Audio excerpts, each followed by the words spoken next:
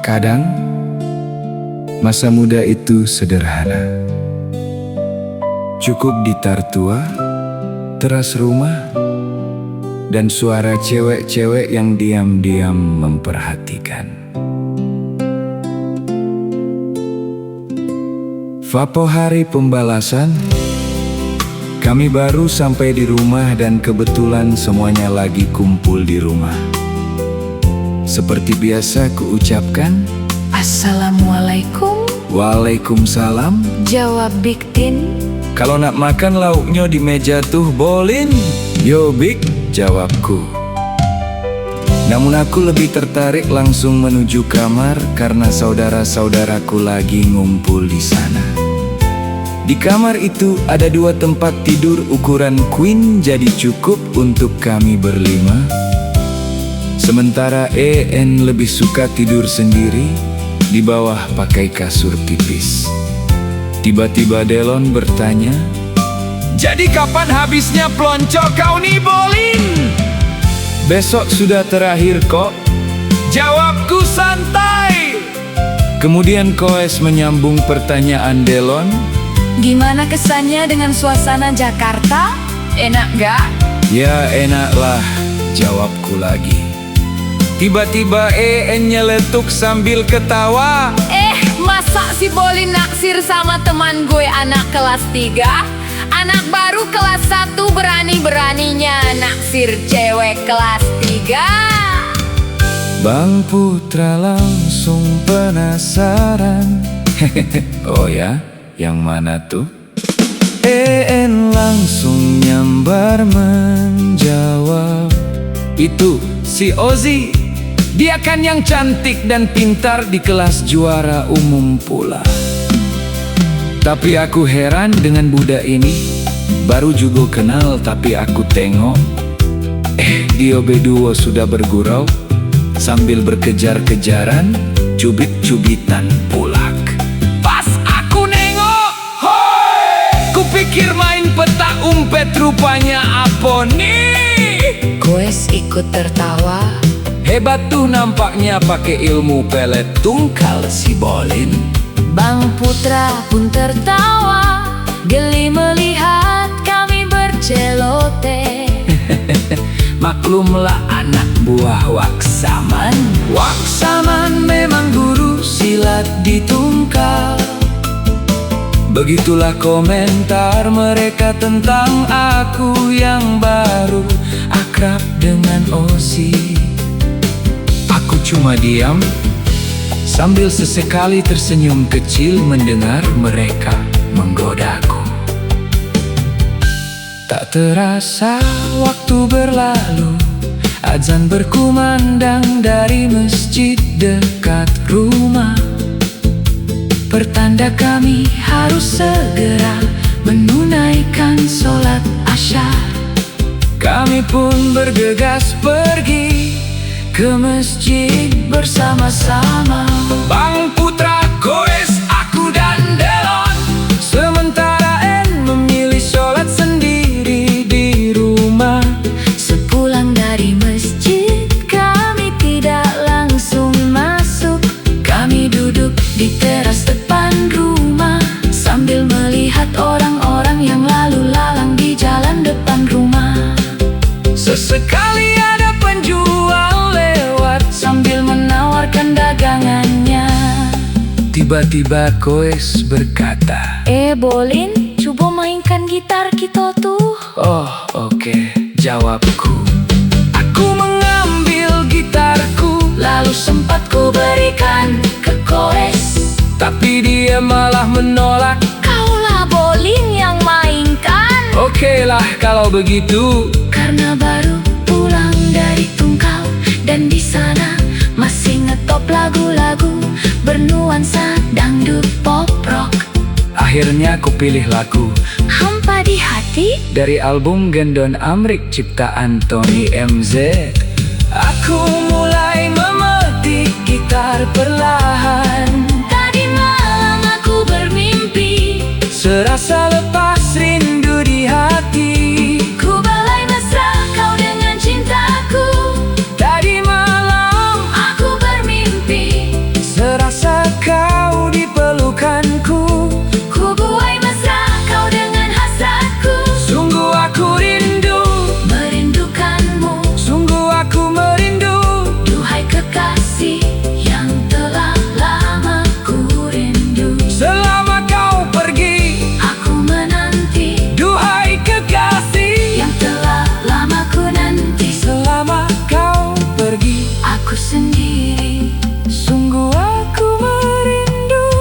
ternyata hampa di hati. Jeng, jeng. Tiba-tiba terdengar suara cewek-cewek dari depan rumah. Lagi dong nyanyinya, lagi. Kami semua langsung saling berpandangan heran. Siapa tuh? Aku mencoba mencari sumber suara. Ternyata suara itu datang dari arah rumah Pak RT. Di sana rupanya banyak cewek-cewek lagi kumpul bersama teman-teman anaknya Pak RT. Sayangnya pemandangan agak terhalang pagar tinggi dan pohon jambu yang rimbun. Jadi dari tadi kami tidak sadar kalau ada banyak cewek memperhatikan dari sana. Baru saja aku mau menyapa, tiba-tiba Dipin keluar Dari pintu rumah sambil ngomel. Jangan diladeni tuh mereka. Hush, dasar cewek-cewek genit semua. Kami langsung ketawa mendengar Ocehan Dipin. Aku pun Akhirnya diam saja, walaupun dalam hati jujur aku jadi penasaran juga. Seperti apa sih tampang cewek-cewek itu? Seperti apa sih tampang cewek-cewek itu?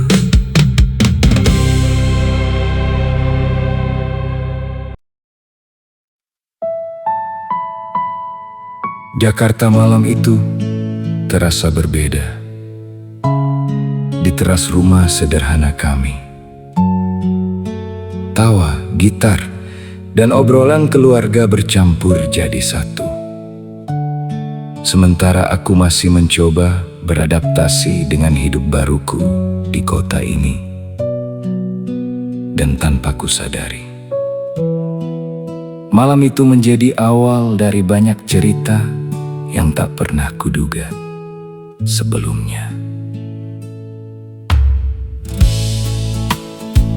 Ketika kami sedang asyik-asyiknya ngobrol dan main gitar, tiba-tiba Mang Ahmad dan papaku datang. Biasanya mereka pergi menyelusuri jalan sepanjang jalan kenangan mereka, dan makan di warung sate dan gulai maruf di bilangan Cikini dan Gang Sencong Kramat, tepatnya di Asrama Jambi.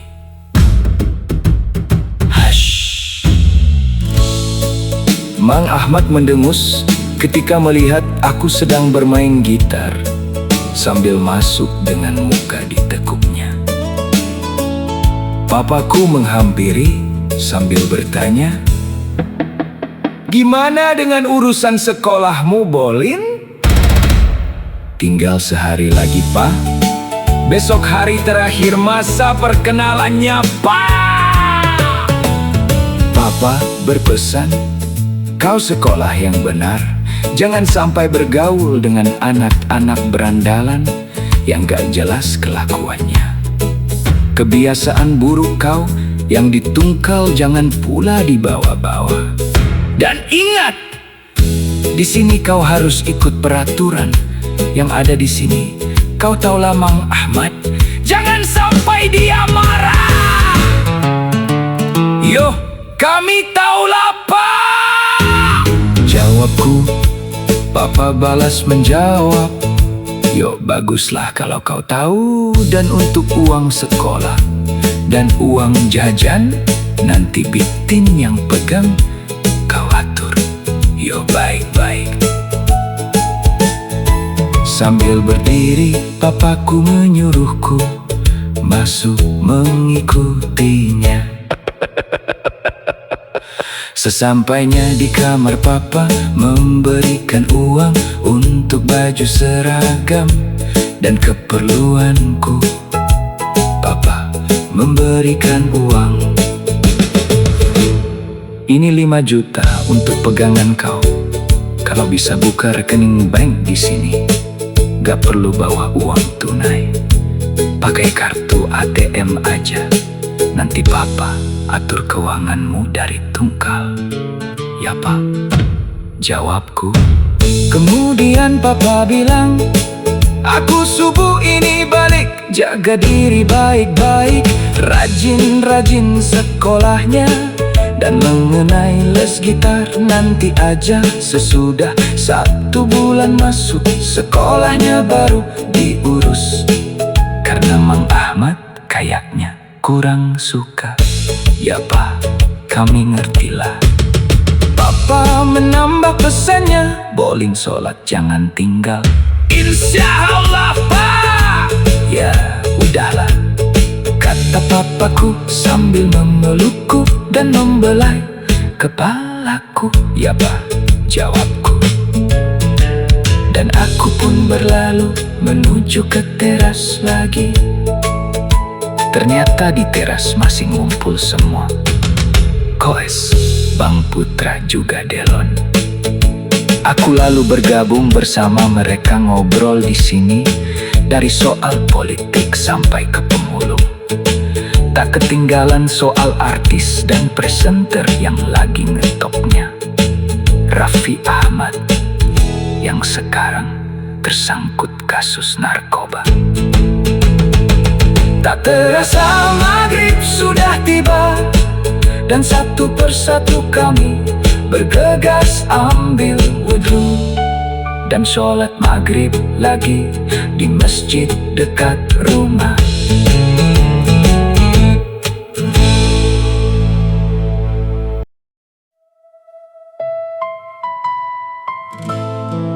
Kadang masa muda itu sederhana, cukup teman, gelak tawa, dan malam yang terasa begitu panjang. Kadang kita gak sadar, kenangan paling mahal lahir dari tongkrongan paling sederhana. Kulihat jamku, gak terasa sudah jam 7:30 malam. Yuk jalan ke depan, kataku kepada sepupuku yang kebetulan masih pada kumpul. Ayo! Jawab Delon, aku maulah ikut. Kata EN, traktir ya. Bereslah tuh, jawabku sambil tertawa. Ayolah Bang! Aku menyapa Bang Putra. Oke, jawabnya santai. Ikut gabung gak Koes? Nggak ikut ya. Selah Koes, lo kenapa? Ayolah. Tapi Koes tetap menolak. Ada yang mau dikerjakan? Katanya. Oke lah. Akhirnya kami jalan berempat, dan setelah keluar dari jalan Pustaka Jaya, tepatnya di perempatan Mall Ciremai. Di mana yang enak nongkrongnya ya? Kataku, Di sana aja, jawab Delon sambil menunjuk warung kerang kepiting. kita kan baru makan, ntar aja kalau udah malam. Kata Bang Putra, mendingan kita mojok aja dulu di pojokan itu. Sambil menunjuk warung jamu komplit. Ya terserah, Jawabku. dan kami pun menuju ke sana. Seperti hati kami sudah setuju. Setelah ambil posisi duduk masing-masing, ayo pesan aja. Di kantong masih cukup duit buat ngeborong nih warung, kataku sambil bercanda. Bang Putra langsung buka bir, aku pun ikut buka bir. Disusul Delon, tinggal EN yang kelihatannya masih mikir-mikir. Ayo gak pakai lama mikirnya. Mau jamu komplit atau sari rapet? Candaku Gak! lahiau. Jawabnya kesal. Bang, tolong birnya satu lagi. Pesanin pada si penjual. Akhirnya kami ngebir bareng, sambil saling cerita, sambil bercanda tentang hidup, tentang kampung, tentang masa muda dan gak terasa jam sudah menunjukkan pukul 11 malam.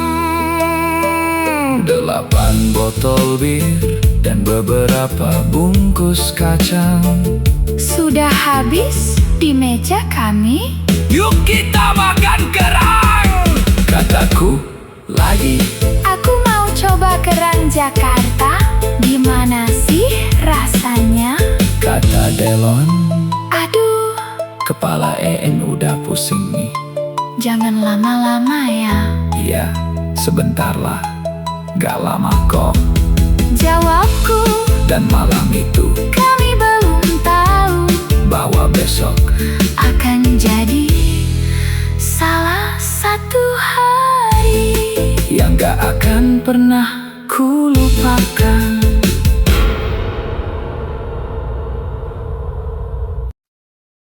Wah, kebetulan warung kerangnya lagi kosong. Jadi kami bisa duduk sejajar. Aku sempat kaget lihat porsi kerangnya. Ternyata dalam satu porsinya gak sampai 10 biji. Gimana makannya?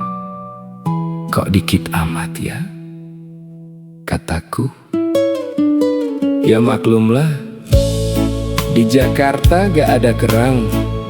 Lautnya sudah tercemar, gak kayak di Tungkal Bolin, Selat Delon. Ya oke lah, pesenlah, kataku pula. Bang, saya 2 kerang 1 kepiting ya, kata Delon. Saya 3 kerang, kata Bang Putra. Sama bang, saya juga 3 kerangnya, kepitingnya ntar aja, kata En. 1 kepiting, 10 kerangnya ya bang, kataku. Ya, jawab si abang. Tapi kelihatan si abang agak ragu. Maklumlah, mulut kami bau minuman habis ngebir. Tiba-tiba Delon bilang, udah bang, bikinin aja. Saya kan langganan abang di sini. Oh ya, jawab si abang terbata-bata. Nampaknya mamang nih terkejut juga dega pesananku, kataku dengan bahasa daerah. Biasa kalau makan kerang di Tungkal, 1 porsinya kira-kira ukuran kaleng 1 kilo mentega. Itu juga kadang masih nambah. Dan kalau mamaku beli kerang di pasar, paling sedikit setengah kaleng minyak tanah. Bahkan kadang 1 kaleng penuh. Kalau kepitingnya juga besar-besar. Mamaku jarang beli kepiting karena aku suka mancing sendiri. Pernah aku mancing kepiting sampai dapat setengah drum minyak tanah.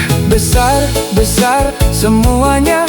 Kalau aku dapat kepiting sekecil yang dijual di sini, biasanya agak ku ambil, langsung ku lepas lagi. Karena menurutku terlalu kecil. Sekarang malah aku makan di sini. Hidup memang aneh ya. Sambil menyantap kerang, kami terus ngobrol dengan bahasa daerah kami. Ini kerangnya agak lainnya dengan kerang Tungkal, kataku.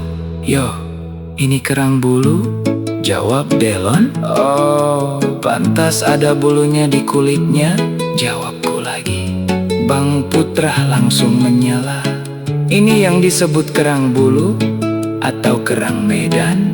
Oh gitu, kataku. Tapi bang, jauh rasanya kalau dibanding kerang Tungkal. Lebih enak dan lebih gurih, kataku lagi. Ya sih, karena kerang Tungkal itu kerang lumpur, sementara kerang Medan ini berpasir. Jawab Bang Putra, barangkali ya bang, jawabku sambil tertawa kecil. Tak terasa semua santapan kami habis, dan jam sudah menunjukkan pukul 1 dini hari. Yoklah cabut, udah malam, kata Bang Putra. Makasih udah ditraktir yo, kata En dan Delon bersamaan. Samu-samu, jawabku, dan malam itu kami pulang membawa tawa. Tanpa tahu besok pagi hidupku akan berubah.